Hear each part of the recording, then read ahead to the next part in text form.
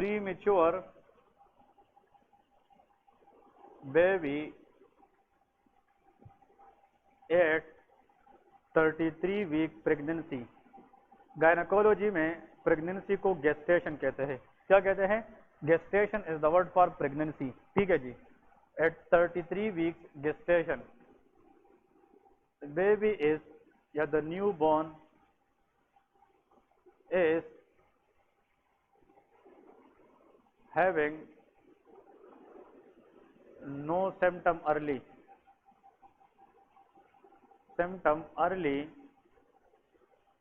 but tachypnoeic mean किसकी respiratory rate बहुत ज्यादा इंक्रीज थी। Tachypnoeic increase respiratory rate is called tachypnoea, मतलब सांस लेने की रफ्तार उसकी बहुत ज्यादा थी। Investigation done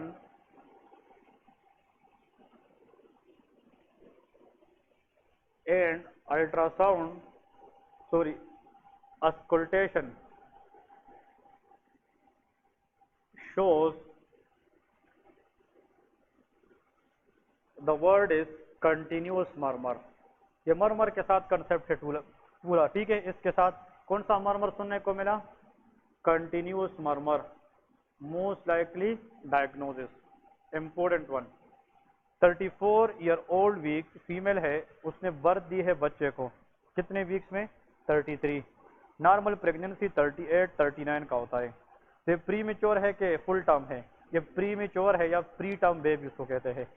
तो प्री टर्म बेबी के अंदर अगर कोई कार्डियोवास्कुलर प्रॉब्लम हो सकती है, उसका नाम है पीडीए, पेटेंट डक्टस आर्टीरियोसिस। ठीक है, तो ये चीज समझने कि पीडीए क्या है। पीडीए का हॉलमार्क ये है, जब हम बच्चे की स्कल्टेशन करते हैं हमें कौन सा मरमर सुनने को मिलेगा? Continuous murmur. तो यहाँ पे आप लोग लिखे the diagnosis of this baby is a patent ductus arteriosus. I would like to share one very important point more with you guys to help you in the coming future. वो ये point है कि ये मैंने 2-3 दिन पहले CPS वालों को पढ़ाया है कि हाई एल्टीट्यूड पे एक फीमेल रहती है, ठीक है, और वो प्रेग्नेंट है, उसकी हर वीक स्कैन हो गई है, उसका बच्चा बिल्कुल क्या है? ठीक है, प्रेजेंटेशन भी ठीक है, बच्चे की अलाइनमेंट भी ठीक है, एवरीथिंग इज ओके। लेकिन अगर वो हाई एल्टीट्यूड पे रहती है उसको हाइपोक्सिया होता है। ऑक्सीजन क्या होता है? कम। हाइपोक्सिया भी रिस्क बढ़ाती है किस चीज की? पीडीए। अगर बच्चे की अल्ट्रासाउंड करके बिल्कुल ठीक बच्चा भी हो, फिर भी स्टिल अगर उस बच्चे को कोई डिफेक्ट का चांस होना आगे लाइफ में, तो क्या होगा? पीडीए होगा। ये क्वेश्चन याद रखें। Because high altitude has hypoxia, hypoxia is a risk factor for PDA. ये एमसीक्यूज है। लोग उसको कहते हैं कि अल्ट्रासाउंड ठीक है, फीमेल ठीक है, टाइम ठीक है, there will be nothing, but high altitude shows hypoxia, hypoxia risk for PDA. Next point, PDA की रिस्क फैक्टर लेके ये जल्दी जल्दी नोट करें। अगर एक फीमेल है, उसकी 2-3 बच्चे पहले से है और ये चौथा बच्चा है, 5वां बच्चा है स्पेशली, और वो सारे बच्चे जो पैदा हुए हैं वो सी सेक्शन से पैदा हुए हैं। किससे पैदा हुए? C section. Recurrent C section भी पीडीए की चांसेस को बढ़ा सकती है। तो एक तो यहाँ पहले के सी सेक्शन मतलब ऑपरेशन के जरिए जो लोग सर्जरी करते हैं, एनवीडी तो नॉर्मल वेजाइनल डिलीवरी है, ये सी सेक्शन की बात कर रहा हूँ, तो रिपीटेड सी सेक्शन भी पीडीए रिस्क को बढ़ा सकती है। दूसरा जो मैंने बहुत इंपोर्टेंट आप लोगों को शेयर किया, हाई एल्टीट्यूड, क्योंकि हाई एल्टीट्यूड पे हाइपोक्सिया होता है और हाइपोक्सिया इस डक्ट को फिर क्लोज नहीं कर पाती, ये ओपन रहती है। ये मैं एक्सप्लेन करता हूँ पीडीए के बारे में। नेक्स्ट देखे another very important MCQs question which will be tested MBBS level। MBBS ये हाइपोक्सिया तो ज्यादातर FCPS में आता है, किसी को क्या पता आप लोगों को भी आ जाए। Most important for you guys, pre mature birth.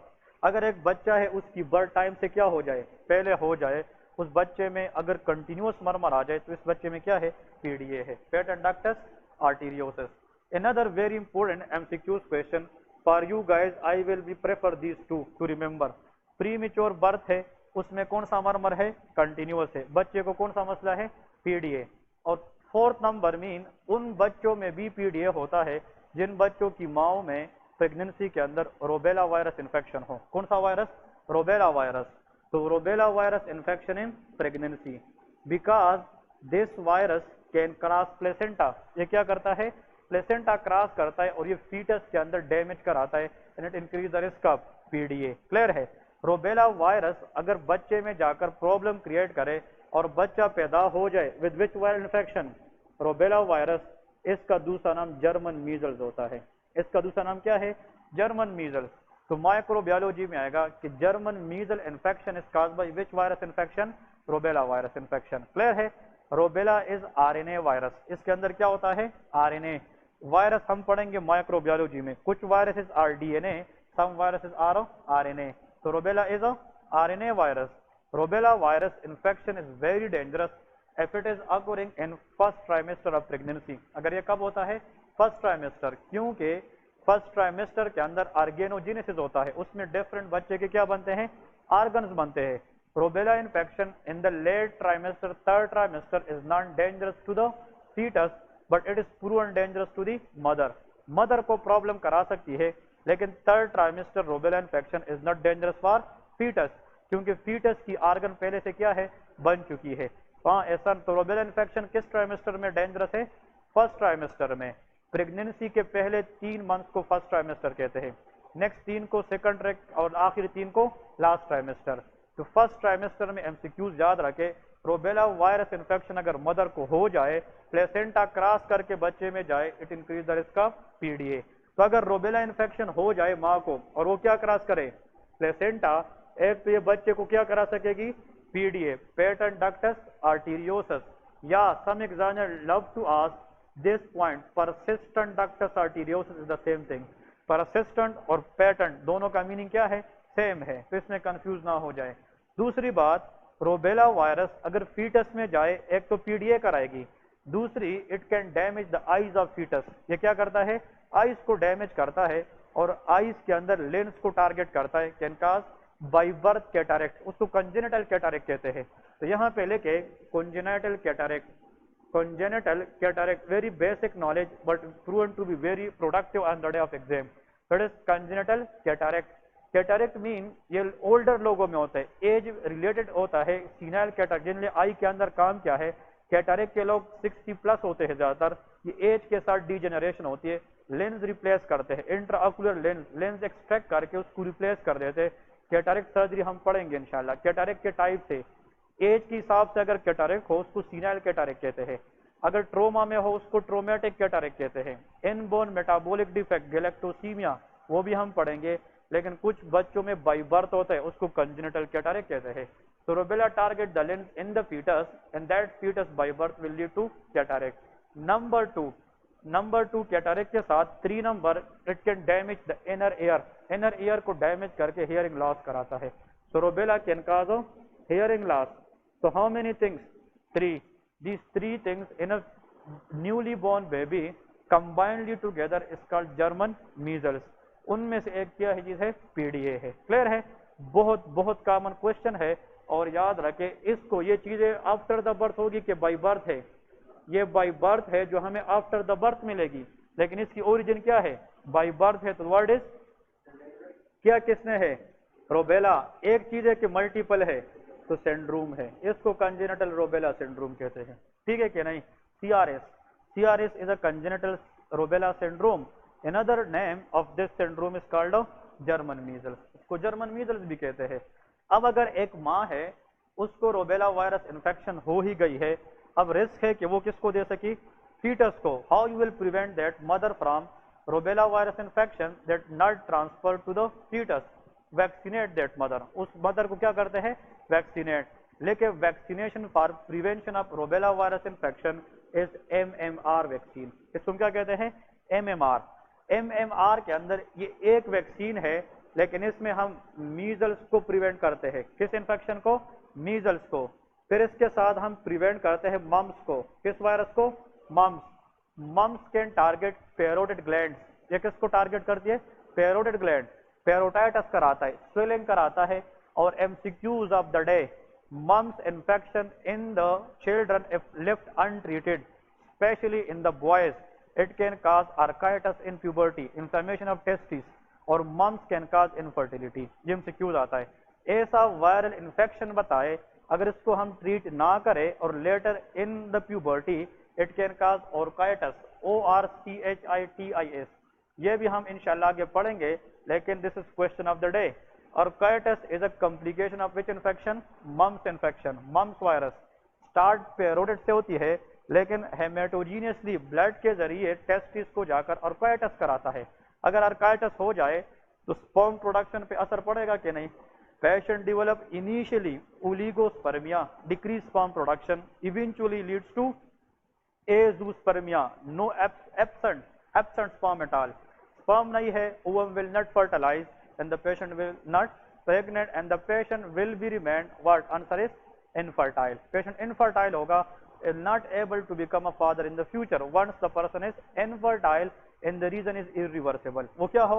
irreversible हो। ये बेसिक चीजें हैं, इसको याद रखे। और आर का मतलब ये है कि इसमें थर्ड किसको हम टारगेट करते हैं? रोबेला। तो MMR is the name of vaccine. एक ही वैक्सीन में हम कितनी बीमारियों का खात्मा करते हैं? 3 की। नंबर 1 इज मीजल्स, ठीक है। मीजल्स वायरस में याद रखे रेशेस होती है बॉडी में, उस रेशेस का नाम है मैक्यूलोपेप्यूलर रेश। ये भी हम आगे पढ़ेंगे, मैक्यूलोपेप्यूलर रेश। एमसीक्यूज क्वेश्चन, जब भी ये वर्ड आ जाए एग्जाम में कि मैक्यूलोपेप्यूलर, MACULO, मैक्यूलोपेप्यूलर रेश। मैक्यूल मीन स्किन के ऊपर वो रेड रेश जिसकी लेंथ 0.5 सेंटीमीटर से कम हो, उसको मैक्यूल कहते हैं। ये डर्मेटोलॉजी है, लेकिन ये मैं आप लोगों को पढ़ाऊंगा आगे। सॉरी, 1 सेंटीमीटर से कम हो, उसका नाम क्या है? मैक्यूल। और अगर उस रेश का साइज कितने से ज्यादा हो जाए? 1 सेंटीमीटर, उसको पेप्यूल कहते हैं। सो मैक्यूल और papular rashes on the skin, but there difference in length, उसमें डायमीटर डिफरेंस होता है। तो कहीं पे ज्यादा बिग रेशेस, कहीं पे छोटी rashes. Maculopapular rashes which starting on the forehead, then descend to the face and then to the trunk area, इसको कहते हैं डिसेंडिंग पैटर्न। क्या कहते हैं? डिसेंडिंग पैटर्न मैक्यूलोपेप्यूलर रेश is a diagnostic of measles infection. ये किस में आता है? मीजल्स। और मीजल वायरस का एक another question which I would like to share here, कि इन लोगों की upper part of the oral cavity में व्हाइट स्पॉट्स नजर आती है। इस अंदर वाले हिस्से को कहते हैं बकल म्यूकोजा। इसको क्या कहते हैं? Buccal mucosa, oral cavity mucosa. इसके ऊपर इस तरह छोटी छोटी व्हाइटिश हमें क्या नजर आती है? स्पॉट्स नजर आती है। उस स्पॉट्स का नाम है कोप्लेक्स स्पॉट्स। उसको हम क्या कहते हैं? Koplik spots. तो ये एमसीक्यूज आप लोगों को आना चाहिए। Koplik spots is a diagnostic of which virus infection? Measle. And this spots can target oral mucosa. When there is maculopapular rashes in the children and it going downward to the body, you have to go for oral examination to find out which part? This complex parts, ठीक है। हमने उस दिन एक disease पढ़ा था infective endocarditis, वो मैंने इसलिए उस टाइम शेयर नहीं किया था क्योंकि मैंने कहा इसके साथ पढ़ेंगे।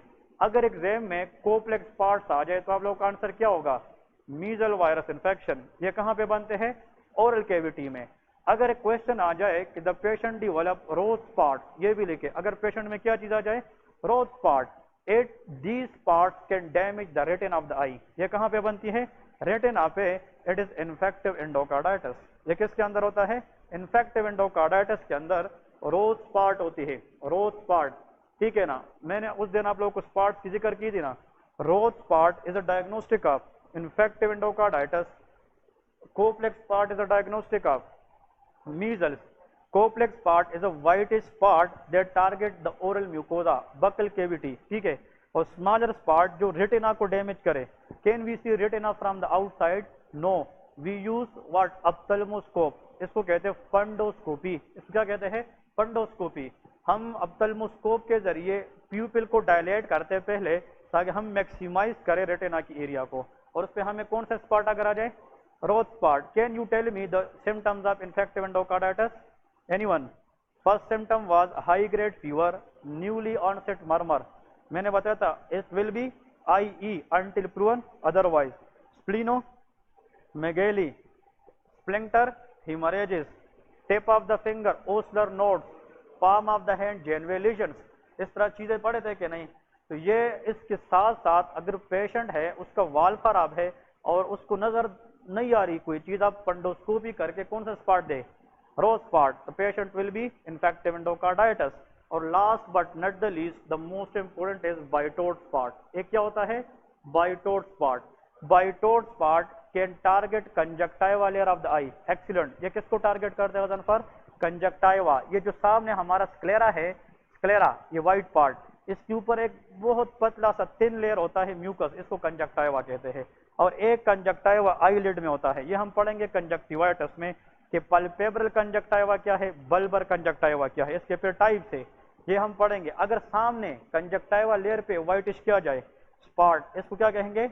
वाइटोट spot. It is the diagnostic of vitamin A deficiency. आप लोगों ने नाइट ब्लाइंडनेस का नाम सुना है, जीरोप्थेल्मिया, तो ये विटामिन ए डेफिशिएंसी है। शाबाश, ये विटामिन ए क्या है? डेफिशिएंसी है। इसको लोग रेटिनोइक एसिड डेफिशिएंसी भी कहते हैं, क्योंकि vitamin A is also called retinoic acid. Clear है? तो देखे, complex part in the oral mucosa, answer is measles. Rose spot on the retina is infective endocarditis. अगर वाइटोट स्पॉट आ जाए और इट विल बी, ये कहाँ को टारगेट करेगा? Conjunctiva, it will be vitamin A. Conjunctiva जब भी डैमेज हो जाए, we have red eyes, we have red eyes. Conjunctiva अगर डैमेज हो जाए, will have watery eyes, watery eyes, लेकिन चीजों को देखने में हमें कोई इशू नहीं होगी। But if retina is damage, image बनने में इशू होगी कि नहीं? The patient will not see. So Bitot spot do not lead to visual loss, लेकिन rose spot can cause visual loss. Clear है? आखिर में एक और भी लेके जहन में आया, रोज स्पॉट। ठीक है, रोज स्पॉट, इस तरह रोज की तरह स्पॉट्स बनते हैं, ये ट्रंक को अफेक्ट करते हैं, चेस्ट को, ये चेस्ट पे आते हैं rose spot. Diagnostic of typhoid fever, ये किसके अंदर होता है? टाइफाइड फीवर के अंदर होता है। तो typhoid fever, it is a what? It is also called enteric fever. इसका दूसरा नाम क्या है? Enteric fever. टाइफाइड फीवर को हम दूसरा नाम क्या देते हैं? Answer is enteric fever. Why?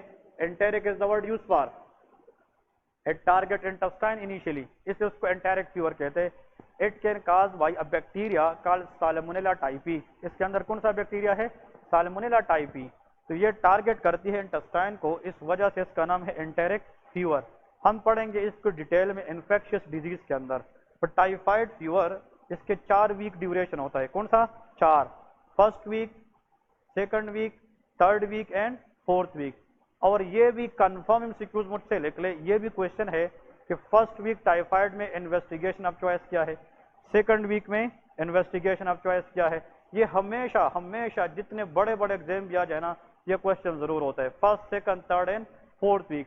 ये अगर आ जाए कि चेस्ट पे जो रोज पार्ट है, ये टाइफाइड के किस वीक में है? Second week of typhoid. ये किस में बनते हैं? Second week. तो सेकंड वीक टाइफाइड में बनता है। और for you people information and MCQs, just remember the word BASU. कौन सा वर्ड लिखना है? बासु। बासु के अंदर कितने वर्ड है? 4। और ये हर एक वर्ड वीक शो करते हैं, first week, second week and third, fourth week. तो कितने वीक ऑफ टाइफाइड होता है? 4। इसमें जो फर्स्ट वीक है, इसके अंदर investigation of choice is blood culture. इसमें हम क्या करते हैं? ब्लड कल्चर करते हैं। Is very very important in the exam. First week of typhoid में अगर आप सीबीसी अलग चीज है, सीबीसी पे सिर्फ डब्ल्यूबीसी ज्यादा होंगे, इतना पता चलेगा कि पेशेंट को इन्फेक्शन है किस चीज की इन्फेक्शन, कराया किसने है, that will go for blood culture to specify the organism. अगर पेशेंट किस में चला गया? Second week, a for antibody test. हम क्या करते हैं? Antibody test. वेडाल टेस्ट का नाम सुना है कि नहीं? वेडाल टेस्ट फॉर टाइफाइड करते हैं कि नहीं?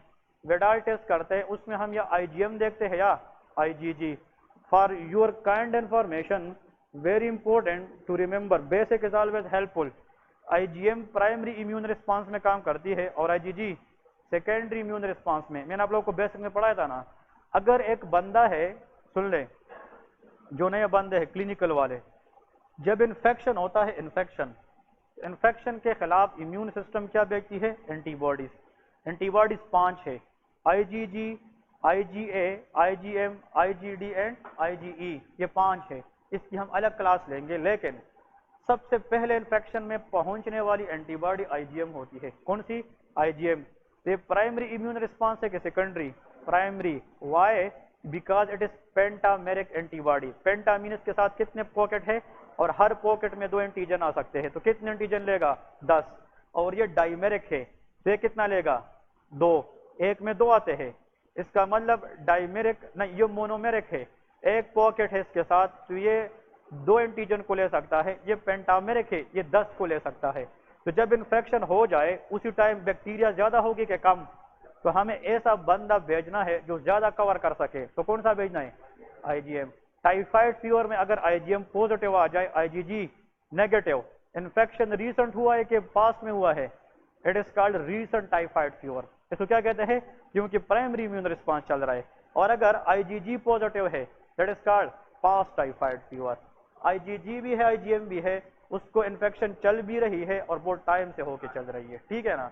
अगर सिर्फ आईजीजी है, आईजीएम नेगेटिव है, इसका मतलब इन्फेक्शन हुआ था लेकिन अब उसके ट्रेसेस बाकी है बस, ठीक है। ये इंटरप्रिटेशन है विडाल टेस्ट की। तो A for antibody test which is IgM and Ig, IgM positive recent infection, IgG positive past infection. Next देखिए stool culture, S for stool culture. हम स्टूल कल्चर करते हैं किस वीक में? 3rd वीक में। तो 3rd वीक ऑफ टाइफाइड में stool culture करते हैं। और आखिर में last but not the least urine culture हम किस वीक में करते हैं? 4th में। 4th वीक को 2 नाम देते हैं, रिकवरी वीक और स्टेज ऑफ कॉम्प्लिकेशन। इसमें या बंदा कॉम्प्लिकेशन में जाएगा या पेशेंट क्या हो जाएगा? रिकवर हो जाएगा। तो हम फिर यूरिन कल्चर करते हैं जी। ब्लड कल्चर में पैथोजन का पता चलाएंगे कि कौन सा है। अगर आप पैथोजन को पता चलाए भी लेकिन पेशेंट डिटोरिएट होता जा रहे, तो फिर हम एंटीबॉडी स्टेप पे जाते हैं। पेशेंट ना रिस्पॉन्ड करे तो हम फिर स्टूल भी देखते हैं कि ऐसा ना हो कोई जीआईटी में रिजाइड तो नहीं है जो स्टूल में जा रहे, यूरिनरी ट्रैक्ट को तो नहीं रिजाइड हो चुके, यूरिन में जा रहे। तो दिस इज फर्दर स्टेप्स। लेकिन बड़े से बड़े एग्जाम में आप गए भी होंगे, जाएंगे भी, one of the question from this one कि किस वीक में टाइफाइड का कौन सा टेस्ट किया जाता है। The word is Basu, BASU। B stand for blood culture, A for antibody, S for stool culture and U for urine culture, ठीक है। तो इस पार्ट विचार है और ये आप लोगों ने याद रखना है। लास्ट 1-2 मिनट बस। हम इधर से गए थे कि रूबेला के अंदर PDA के चांसेस क्या होते हैं? ज्यादा। 2 मिनट का कंसेप्ट है। इधर देखे हमारे पास यहाँ पे अगर इसको हम टारगेट करें, दिस इज अ हार्ट, तो जल्दी आप लोग बताएं हार्ट के कितने चैम्बर हैं? 4। ये राइट वेंट्रिकल है और ये लेफ्ट। अब लिखने वाली बात नहीं है, इधर फोकस करें। ये जो राइट वेंट्रिकल है इसके साथ पल्मोनरी आर्टरीज होती है कि नहीं? और ये किधर जा रही है? लंग्स को। और इधर से क्या निकलता है? एओर्टा। और ये पूरे बॉडी को ब्लड दे रही है, ऐसा है कि नहीं? लेकिन अब क्वेश्चन ये है कि बर्थ से पहले जब foetus still inside the mother uterus, तो हम किसकी बात कर रहे हैं? बिफोर बर्थ, बर्थ से पहले की बात कर रहे हैं। स्टेटस कुछ और होता है ब्लड ट्रांस सर्कुलेशन की। और आफ्टर द बर्थ चेंजेस आती है कि नहीं? Changes in the blood circulation after the birth is called post natal changes in circulation. Post mean after, natal mean birth.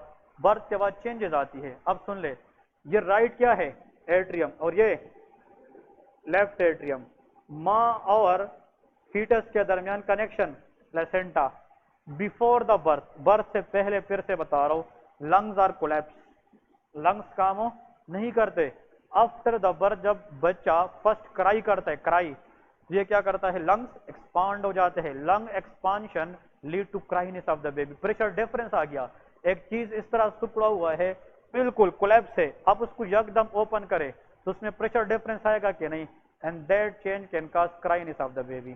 तो फर्स्ट क्राई इज गुड और bad? इंसान आता भी क्राई से है और जाता भी क्राई से है दुनिया में, ऐसा है कि नहीं? तो cryness is a good sign sometime. Delayed cry का मतलब कि उसकी लंग्स क्या रह चुके हैं? कोलैप्स रह चुके हैं।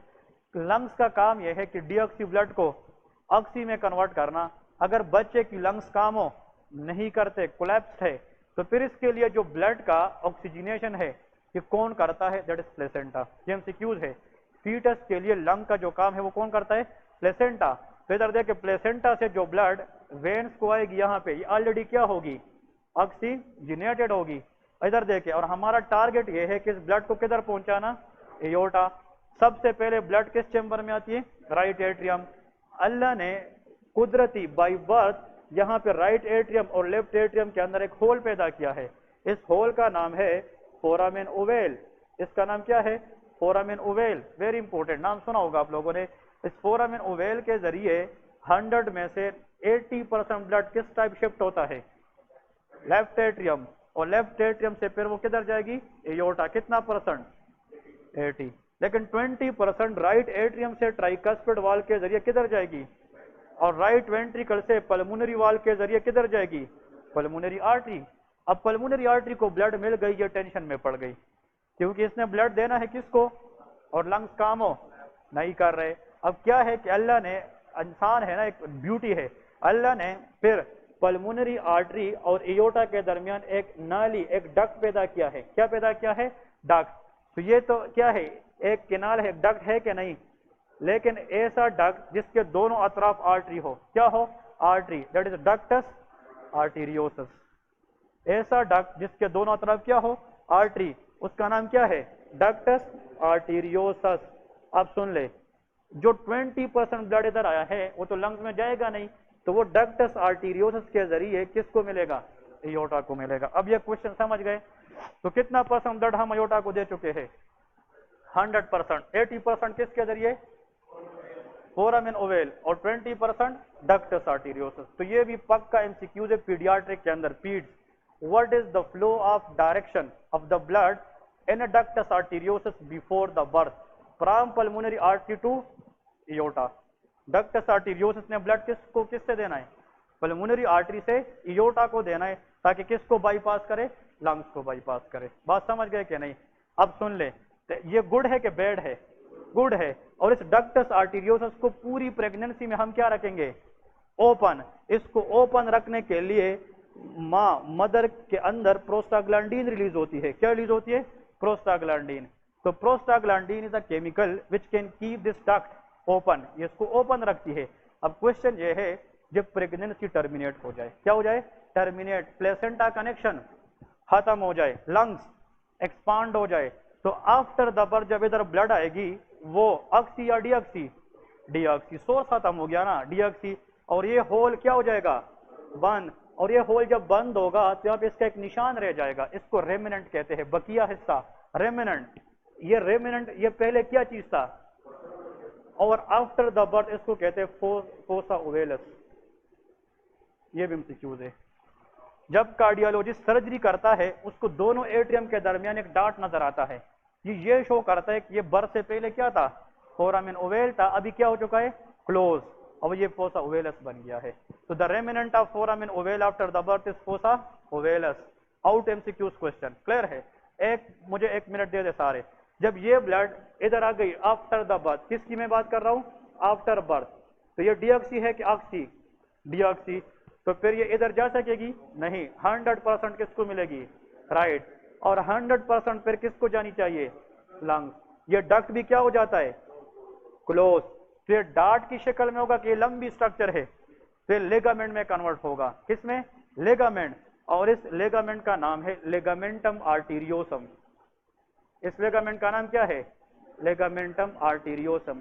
तो भाई ये बिफोर और आफ्टर द बर्थ चेंजेस है कि नहीं, बिफोर द बर्थ जो चीज क्या था, फोरामिन ओवेल, वो आफ्टर द बर्थ क्या बन गया, जो चीज बिफोर द बर्थ क्या था, वो क्या बन गया, लेगामेंटम आर्टीरियोसम। क्लियर है। आपसे सवाल है, आप लोगों से, आपसे सबसे, ligamentum arteriosum after the birth eventually derived from which structure, ductus arteriosus. Fossa ovalis derived from foramen ovale. ये सारे एमसीक्यू क्वेश्चन है, ठीक है। किसी कार्डियोलॉजी वाले को बताएंगे, वो कहेंगे आप पूरा महान बंदा है इसके अंदर। ये बहुत, मतलब देखे आप लोग क्यों आप इस इजी फील कर रहे हो, क्योंकि आप लोग समझ चुके हो। जिन लोगों को समझ नहीं, उसको ये चीजें बहुत मुश्किल लगती है। क्लियर है कि नहीं। एक पॉइंट लास्ट में, तो ये डक क्या हो जाता है, लेकिन कुछ बच्चों में ये डक क्या रहता है, इवन आफ्टर दी, उस कंडीशन को पीडीए कहते हैं। उसको क्या कहते हैं, पीडीए कहते हैं। पेटेंट मीन ओपन, परसिस्टेंट, रहना, जो नहीं रहेगा नॉर्मली, अगर ये रहे तो उसका नाम क्या है, पीडीए। अब ये डक्ट ओपन है, सुन ले, after the birth pressure in the aorta is high या पल्मोनरी आर्टरी, अयोर्टा ये बिग आर्टरी है, तो फिर यहाँ पे ऑलरेडी कौन सा ब्लड होता है, तो फिर हाई प्रेशर से इस डक के जरिए किसकी तरफ ब्लड जाएगी, पल्मोनरी आर्टरी। तो ये जो मिक्सिंग होगी, ये ऑक्सी ब्लड की किसके साथ हो रही है, डीऑक्सी ब्लड। अब एमसीक्यूज सुने, एमसीक्यूज ये है, कल साइनोटिक एसाइनोटिक हार्ट डिजीज हम पढ़ेंगे, इसके साथ मजीद एमआई की ईसीजीज पढ़ेंगे हम सारे, तो कल सीरियस वाइंड अप करेंगे। कहने का मतलब ये है कि अगर ये डक्ट ओपन रहा after the birth, due to high pressure in the aorta the shunting will be from aorta to coronary artery. तो एओर्टा लेफ्ट साइड है कि राइट है? फिर लेफ्ट से शंट किस तरह हो रही? Right. What is the flow of direction in ductus arteriosus? आपसे सवाल है, शाबाश। हाँ जी, राइट टू लेफ्ट। मैं जब कहता हूं ना कि flow of direction in ductus arteriosus, ये नॉर्मल की बात कर रहा हूं, before the birth pulmonary artery to aorta. What is the flow of direction of blood in patent ductus arteriosus? Left to right, aorta to pulmonary artery. इसमें ये फर्क है सारा, ठीक है ना? अब इधर देखिए, ये ब्लड इधर आ रही है और ये इसको कंफ्यूज कर रही है कि यार मैंने तो ऑलरेडी ये ब्लड ऑक्सीजनेट किया था, भेजा था, फिर आ रही है। तो सिस्टोल भी खराब होगा और डायस्टोल भी। इसको पता नहीं चलेगा मैंने क्या करना है। तो मरमर हमें सिस्टोल में भी मिलेगा और तो ऐसा मरमर जो थ्रू आउट सिस्टोल डायस्टोल दोनों में मिले, इसको कंटिन्यूअस मरमर कहते हैं। इसको क्या कहते हैं? कंटिन्यूअस। और ये मरमर रुकेगा नहीं? रुकेगा, इसलिए इसको मशीनरी मरमर भी कहते हैं। इसका दूसरा नाम क्या है? मशीनरी। ये मशीन की तरह चलता रहेगा कंटिन्यूअसली सिस्टोल और डायस्टोल में। आप बताए राशिद कि drug of the choice for PDA, PDA ductus arteriosus की ड्रग ऑफ चॉइस, जिस पे हम इस ड्रग को क्या करें, तो हमने किसको इनहिबिट करना है? Answer is indomethacin. Indomethacin is a drug which prostaglandin inhibitor. ये क्या है? Prostaglandin inhibitor. ये ड्रग को क्लोज करेगा, ठीक है? This for today. 10 minute break करें, next lecture will be 40 to 45 minute, ठीक है? ओके, घंटे से